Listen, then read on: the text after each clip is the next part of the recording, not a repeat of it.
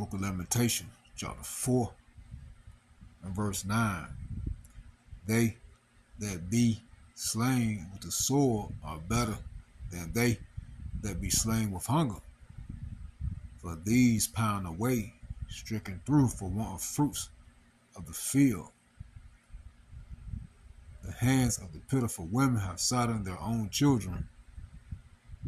They were the meat and the destruction of the daughter of my people. All praises to Yahweh, by Hashem Habushah, Baharu Kakadash, the honors of the elders and the apostles of the great millstone. Shalom to the hopeful elect that seeking to be the elect of the nation of Israel. That scattered abroad amongst the heathen, some look like the heathen. Beginning with the 144,000. Preachers, teachers, and prophets, Shalom. And as we read in Lamentation 4, that the worst death, the worst way to go out is famine. The next verse that we read, hey, man, it goes into the mindset and how low people will become during a time of famine, so bad to the point where people will eat their children. And that happened in the past. That happened through a lot of all of our captivities damn near. All right? And it's going to be worse this time. Okay? The world has never been this populated before. Over 8 billion people. Excuse me, or approximately 8 billion people on the planet. Now, you know, the famine is going to be global, but we focusing over here in America. Now, many people are going to die. And remember, we read in the scriptures, in Lamentation, the 4th chapter, that's the worst way to go out. And many people are going to die of famine, man. Many people are going to die in this famine.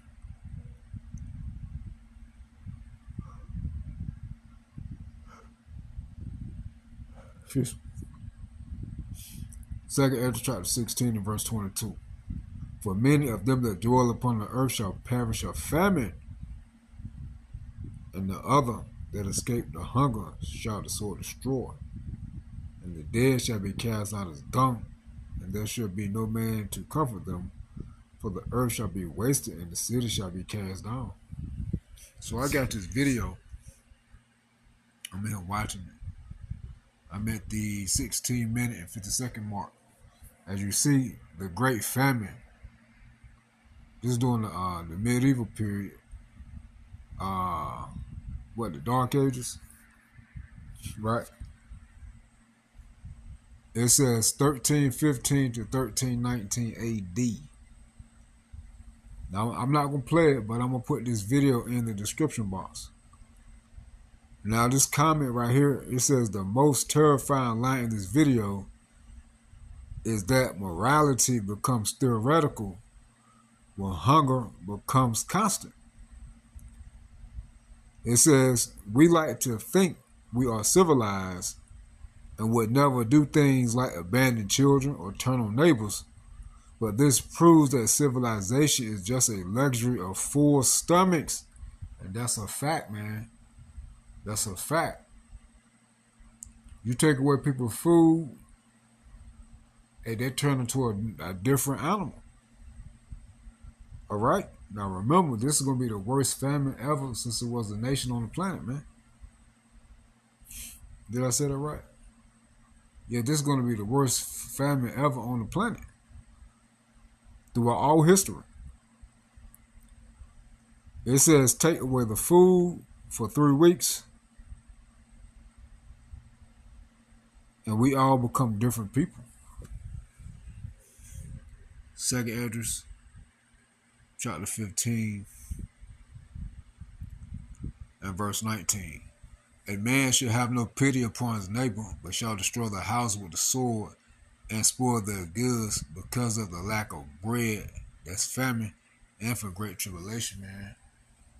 So, hey, all this smiling and and all this. I love my kids. I love my family. When your stomach touching your back, your family gonna be looking mighty scrumptious, mighty tender, mighty flavorful, flavor,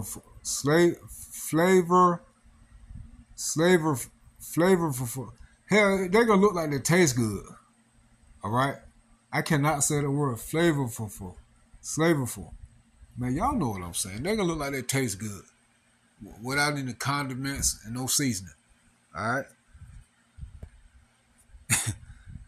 Now this video, man, it's a dope video, man. And it says worlds before U.S. official. Worlds before us. Okay, world before us. Excuse me. But hey, I'll put the link in the description box, and you can check this joint out, man. You can check this joint out. The Great Famine, 1915 to 1317 A.D. Matter of fact, I'm gonna type something in real quick. How severe? I spelled it wrong. Severe was a famine in Europe in like 13. What was it? 1315 through 1317. The Great Famine of 1315 through 1317, that's 2 years, was a catastrophic food crisis across northern Europe that caused mass starvation, disease, and societal collapse, triggered by relentless rain and cold. The years 1316 through 1317 marked the peak of the tragedy, resulting in the deaths of roughly 10% to 15% of the regional population. So that's just for that region, okay? That died. That's a decent amount of people, man. It says the crisis was incredibly severe, defined by the following characteristics: crippled agriculture, and we get these scriptures all the time. How the harvest gonna fail due to the blasting of hell, and brother in 2 Edges 15. We get all them scriptures, man. The dearth, the drought. We get all that. We're not even gonna get them. The collapse of the destruction of the food processing plants, and that's in the book of Joel, the first chapter. We get all the scriptures. We're not even gonna get it. All right. It says crippled agriculture. Successful years of extreme precipitation and freezing temperatures left farmland barren. Crop yields plummeted by up to 50%, and all available food, including seed grain meant for future planting, was quickly consumed. Livestock collapse.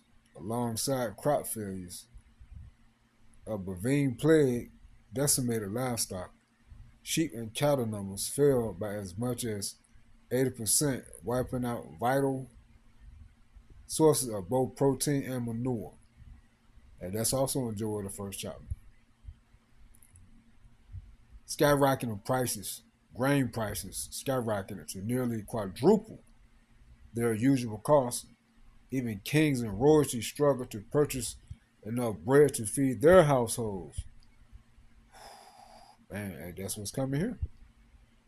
Societal breakdown, extreme desperation led to staggering levels of crime.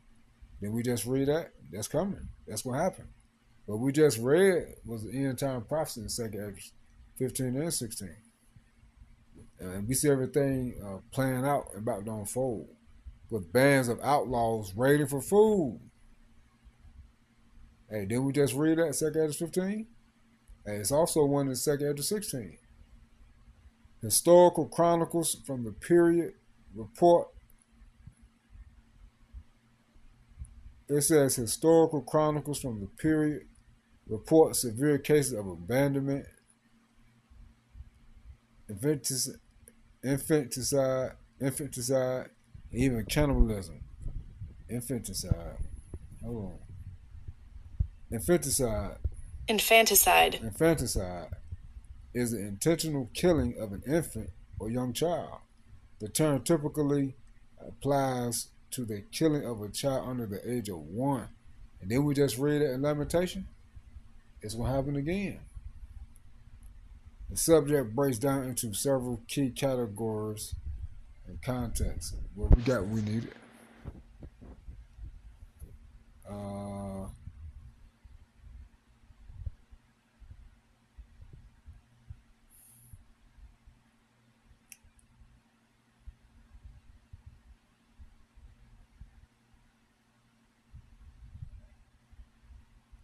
I knew it was going to do it, man. Damn. Let me see.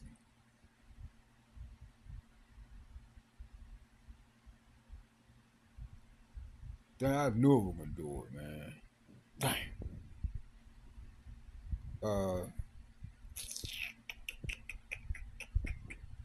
Let's see if we can go back. Type it in again.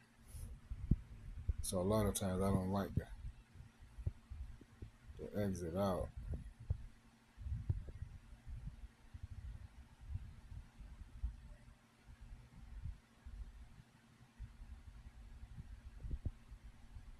Let me see.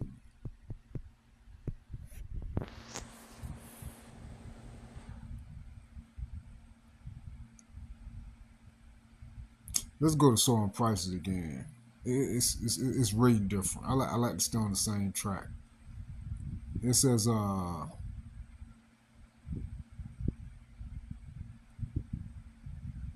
soaring prices. Grain prices quadruple in many areas, completely depleting the capital and savings of peasants, merchants, and landlords alike. Societal collapse. Starving populations were reduced to eating dogs, horses, and even their own seed grain, dooming future harvests. There were widespread reports of infanticide, child abandonment, and extreme violence. That's coming this time. Because when you're starving and you ain't got nothing, you going to eat anything. Dead carcasses. What dead carcasses? Carcasses, of animals and people. You become sick. A lot of people going to die.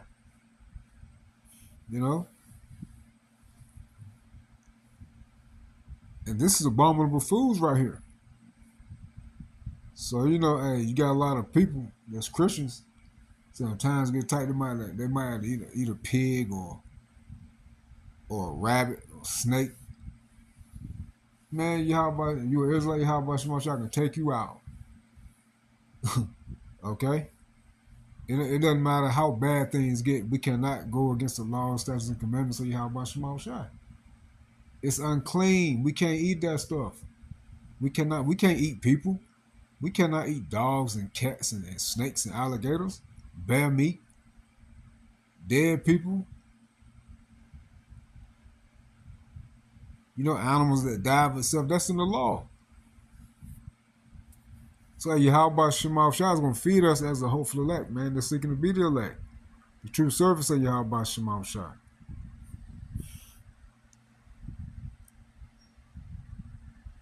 The true believers not going to be in such a bad case to the point where they're going to be eating that crap. You get to the point you start eating that crap, that means you done tapped out. That means your mind has done warped and switched over to the heathen, man. You done became heathenistic, man. You done became beast-like. It says long-lasting impact. Long-lasting impact. Although the worst weather subsided by the summer of 1317, the crisis triggered decades of economic instability, weakened immune systems, left populations incredibly vulnerable, ultimately paving the way for the Black Death pandemic. That's the Black Plague. So you see, that joint came back to back. You see? And Yahweh Shema Shai ain't playing no games here in Babylon, man. All this stuff can be going on at the same time eventually here. But yeah, I just wanted to hit this real quick through the spirit and power of Yahweh Shema Shai. It's a dope video so far, and that's gonna be it, man. I'm about to watch that John. That's be my screensaver right there. Screenshot that thing. I like this dog. Let me see. Damn. Anyway, stay prayed for me as how about Shema Shot. Again, I'll put this video in the description box so you can watch it. Please watch it. You know, because this time, you know, like we really got to get our mind focused and ready on these things, what we're gonna see, what we're gonna go through. All right. Hey, let's get a scripture. This is my favorite right here. Isaiah.